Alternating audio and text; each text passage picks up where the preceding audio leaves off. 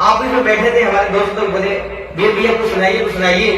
तो आइए, हमारे बड़े भैया पवन सिंह का एक हमारे सुशील भैया जी हैं, फैन है, बोलते हैं उनका गाना कोई सुनाइए।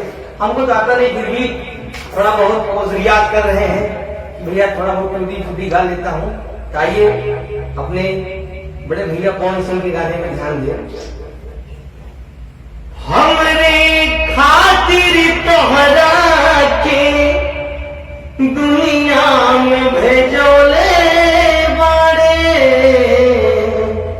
भगवान, बड़ी फुर्सत से तोहरा के बनोले बाड़े।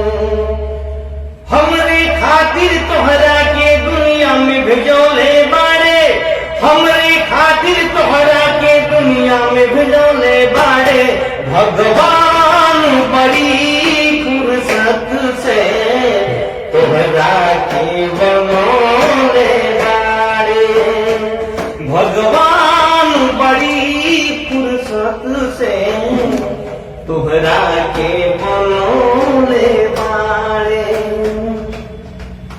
ओठवा तुहार जैसे भोरे के किरनिया, अखियां में प्यार के समाइल बगुनिया। ओ ओठवा तुहार जैसे भोरे के किरनिया, अखियां में प्यार के समाइल बगुनिया। बिंदिया बुझाला ऐसे जैसे चाँद सजोले बाड़े, बिंदिया बुझाला ऐसे जैसे चाँद सजोले बाड़े भगवान, बड़ी फुर्सत से तोहरा के बनोले बाड़े भगवान, बड़ी फुर्सत से तोहरा के बनोले बाड़े।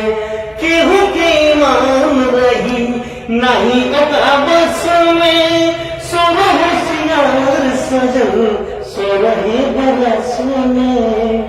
केहू के ईमान रही नहीं ओकरा बस में, सोना होशियार सजल सोरहे बरस में। हुस्न के जादू अदा के मंत्र कहूँ पे चलौले बाड़े, हुस्न के जादू अदा के मंत्र कहूँ पे चलौले बाड़े भगवान, बड़ी फुर्सत से तोहरा के बनोले बाड़े भगवान, बड़ी फुर्सत से तोहरा के बनोले बाड़े तोहरा